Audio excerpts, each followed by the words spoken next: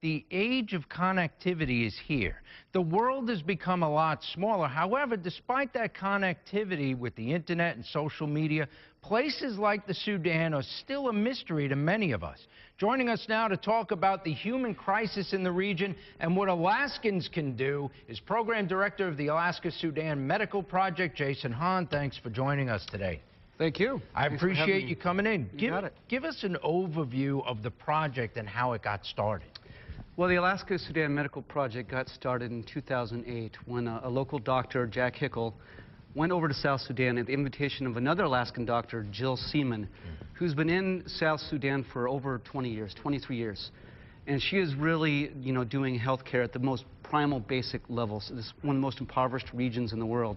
So when Jack went over at her invitation and saw what she was doing, he realized, I need to do more than just come over for a couple weeks a year and help out in her, in her basic clinic there.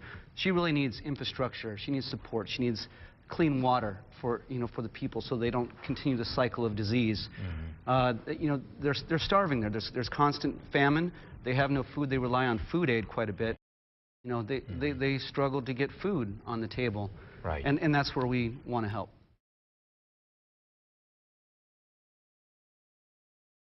South Sudan is probably the least developed country in the world, and they need everything. They've got mud huts and a few hand tools for minimal agriculture, and beyond that, they could use everything.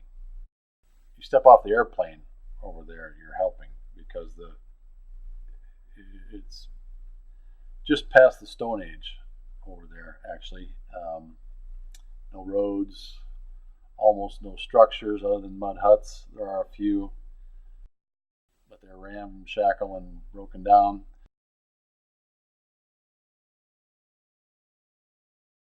Happened with the Alaska team coming is that the wells have increased in town. Now there's many wells in town, including one right in front of our hospital. And that is just magic. There's water that's clean rather than the river water where everybody used to go to get water. It's really, really magic. Clean water is really an issue for the whole area. Their agriculture program has been very successful. Just from the most basic starting point.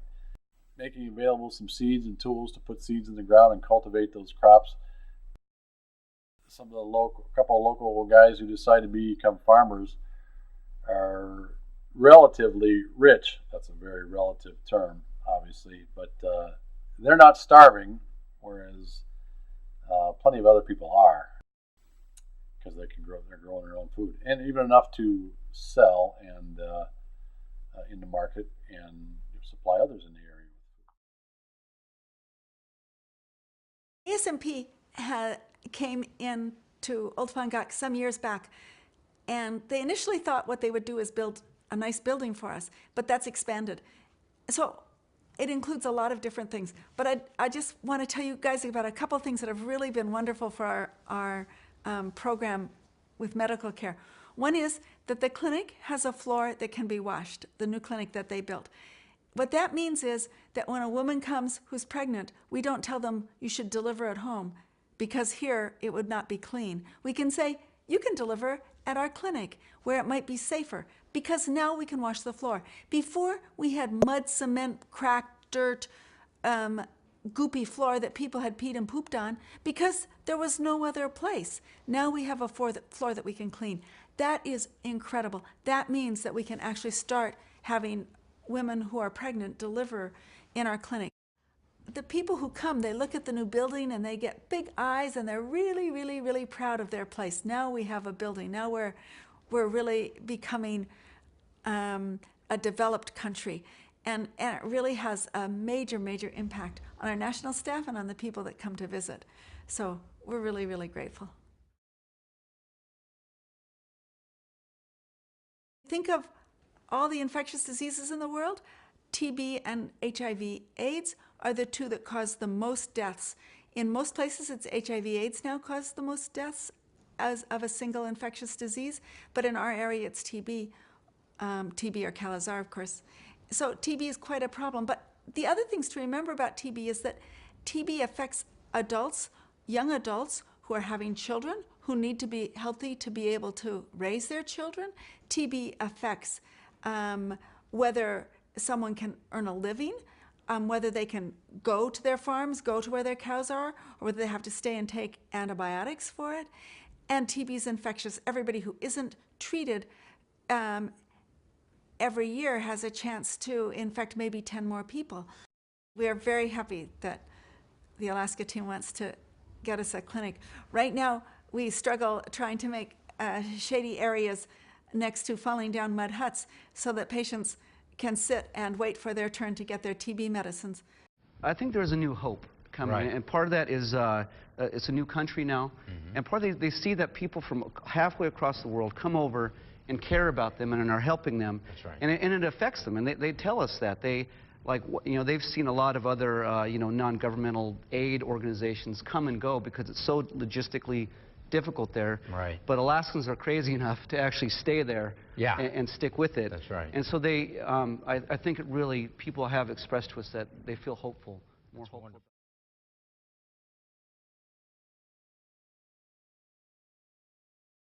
Hi, my name is Emmanuel Echodu, working with the Alaska Sudan Medical Project, Olfangak, South Sudan. The day ASMP started its project in Olfangak marked a new day, a day of hope for the people of the Olfangak community. That though they are located in a remote island very far, most challenging to reach, very expensive logistically to get anything there, they were not forgotten, and there are people in the world who really care and have love for humanity. ASMP gave them hope when some people had the chance to taste clean water for the first time in their lives. When they saw the start of a school being constructed, the seeds that were given germinated into beautiful plants. The people had hope for a better future for themselves and for their children. This just being the beginning, still a lot to be accomplished. The team of ASMP members, most hardworking and dedicated, are determined to have the people's dreams come true. And you find that when the members are away, everybody keeps asking, where is Danny? Where is David? Where is Jason?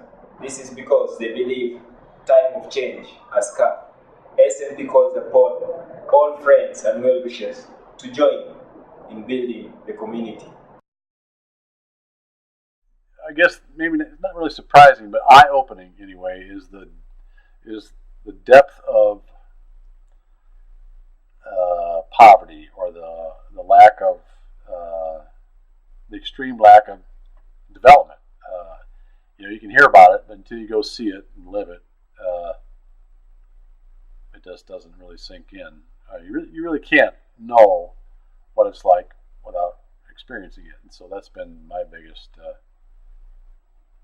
Just realizing the depth of and the magnitude of the help that's needed over there.